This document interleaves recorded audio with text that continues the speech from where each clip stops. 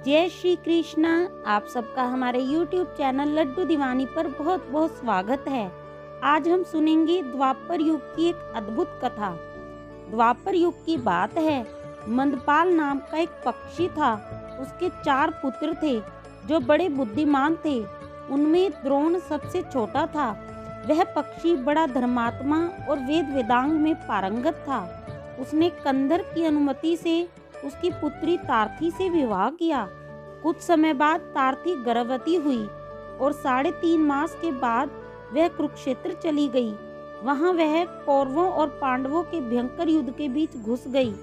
तब अर्जुन के बाण से उसकी खाल उधड़ गई, जिससे उसका पेट फट गया और उसके 4 अंडे अपनी आयु शेष रहने के कारण पृथ्वी पर ऐसे गिरे मानो रुई की ढेर पर गिरे हों।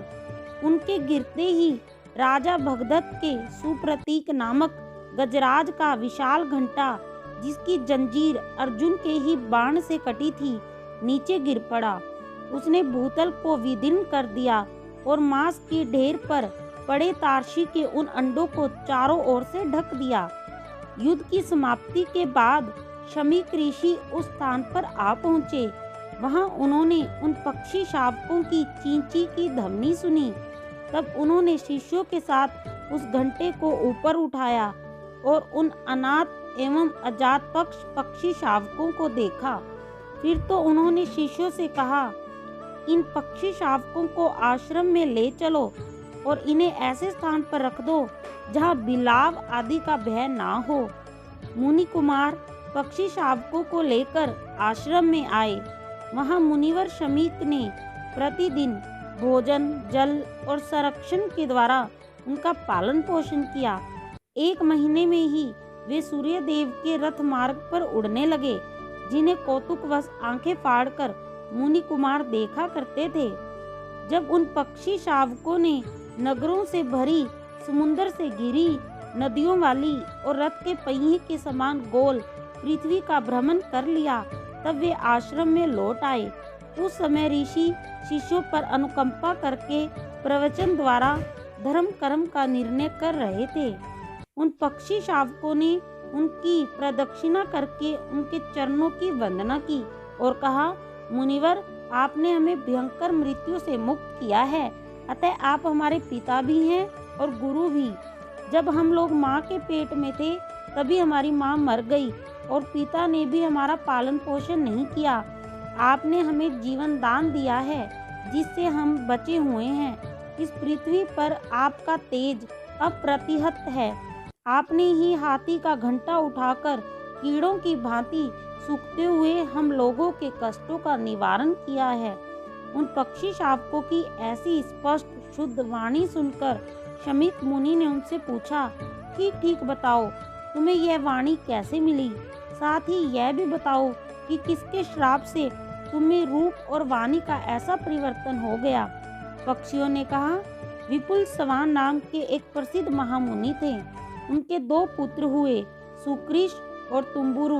हम चारों यतिराज सुकृष के ही पुत्र हैं और सदा विनम्रता पूर्वक व्यवहार और भक्ति भाव से उन्हीं की सेवा में लगे हुए हैं। अपने पिता सुकृष मुनि की इच्छा के अनुसार हमने समिधा, पुष्प और भोज्य पदार्थ सब कुछ उन्हें समर्पित किया है। इस प्रकार जब हम वहां रहते रहे, तब एक बार हमारे आश्रम में विशाल देहधारी, टूटे पंख वाले, वृद्धावस्था ग्रस्त, ताम्र वर्ण के नेत्रों से युक्त, शिथिल शरीर पक्षी के रूप में देवराज इंद्र पधारे। वे सुकृष ऋषि की परीक्षा लेने आए थे। उनका आगमन ही हम लोगों पर श्राप का कारण बन गया। पक्षी रूपी इंद्र ने कहा, पूज्य विप्रवर, मैं बुभुक्षित हूँ, आप मेरी प्राण रक्षा करें। मैं भोजन की याचना करता हूँ। आप ही हमारे एकमात्र उद्धारक हैं। मैं विंध्याचल के शिखर पर रहने वाला हूँ, जहाँ से उड़ान भरने वाले पक्षियों के पंखों की वेगयुक्त वायु से मैं नीचे गिर पड़ा। गिरने के कारण मैं सप्ताह भर बेसुध पृथ्वी पर पड़ा रहा। 8वें दिन मेरी चेतना लौटी। तब क्षुधा से पीड़ित मैं आपकी शरण में आया हूँ। मैं बड़ा दुखी हूँ। मेरा मन बड़ा उदास है और मेरी प्रसन्नता नष्ट हो चुकी है। बस मुझे भोजन की इच्छा है। विप्रवर, आप मुझे कुछ खाने को दें जिससे मेरे प्राण बच जाएं। ऐसा कहे जाने पर सुकृष ऋषि ने पक्षी रूपधारी इंद्र से कहा, प्राण रक्षा के लिए तुम जो भी भोजन चाहो मैं दूंगा। ऐसा कहकर ऋषि ने फिर उस पक्षी से पूछा, तुम्हारे लिए मैं किस प्रकार के भोजन की व्यवस्था करूं? यह सुनकर उसने कहा, नर मांस मिलने पर मैं पूर्ण रूप से संतृप्त हो जाऊंगा। ऋषि ने पक्षी से कहा, तुम्हारी कुमार अवस्था एवं युवावस्था समाप्त हो चुकी है, अब तुम बुढ़ापे की अवस्था में हो। इस अवस्था में मनुष्य की सभी इच्छाएं दूर हो जाती है। फिर भी ऐसा क्यों है कि तुम इतने क्रूर हृदय हो? कहाँ तो मनुष्य का मांस और कहाँ तुम्हारी अंतिम अवस्था। इससे तो यही सिद्ध होता है कि दुष्टात्मा लोगों में कभी भी प्रशम भावना नहीं हो पाती, अथवा मेरा यह सब कहना निष्प्रयोजन है, क्योंकि जब मैंने वचन दे दिया तब तो तुम्हें भोजन देना ही है। उससे ऐसा कहकर और नर मांस देने का निश्चय करके सुकृष ने अविलंब हम लोगों को पुकारा और हमारे गुणों की प्रशंसा की।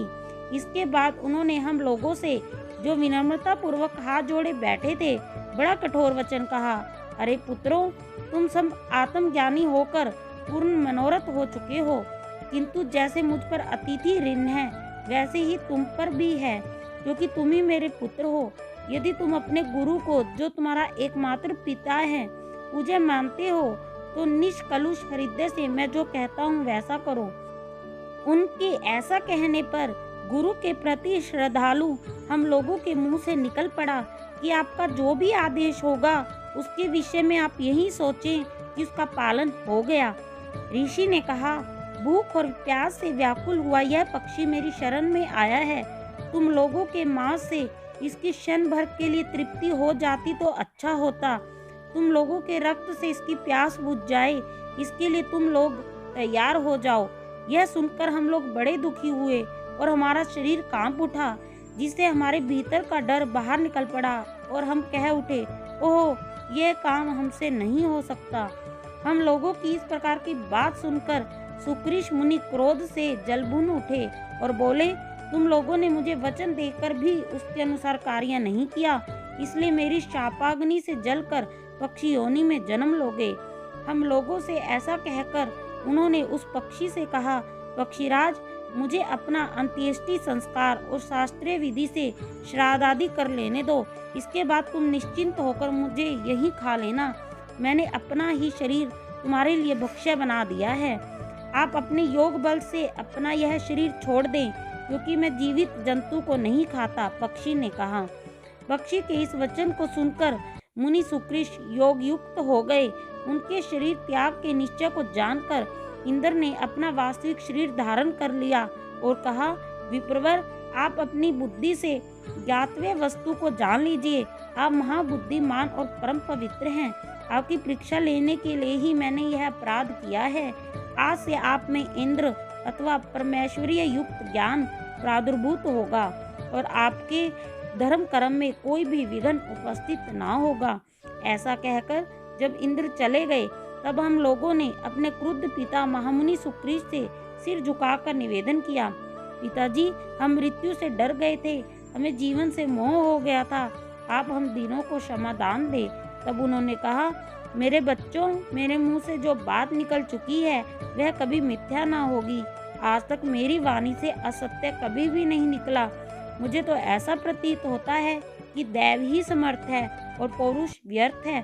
भाग्य से प्रेरित होने से ही मुझसे ऐसा अचिंतित अकार्य हो गया है।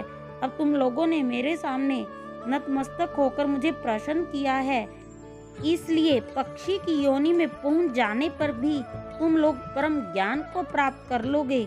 भगवान, इस प्रकार पहले पिता सुकृष ऋषि ने हमें श्राप दिया था, जिससे बहुत समय के बाद हम लोगों ने मानव योनि छोड़कर दूसरी योनि में जन्म लिया है। उनकी ऐसी बात सुनकर शमीक मुनि ने समस्त समीपवर्ती द्विजगणों को संबोधित करके कहा, मैंने आप लोगों के समक्ष पहले ही कहा था कि ये पक्षी साधारण नहीं है, ये परम ज्ञानी है, जो अमानसिक युद्ध में भी मरने से बच गए। इसके बाद प्रसन्न हृदय महात्मा शमीक मुनि की आज्ञा पाकर वे पक्षी पर्वतों में श्रेष्ठ वृक्षों और लताओं से भरे विंध्याचल पर्वत पर चले गए। वे धर्म पक्षी आज तक उसी विंध्य पर्वत पर निवास कर रहे हैं और स्वाध्याय में लगे हैं एवं समाधि सिद्धि के लिए दृढ़ निश्चय कर चुके हैं। जय श्री कृष्णा, जय श्री राधे।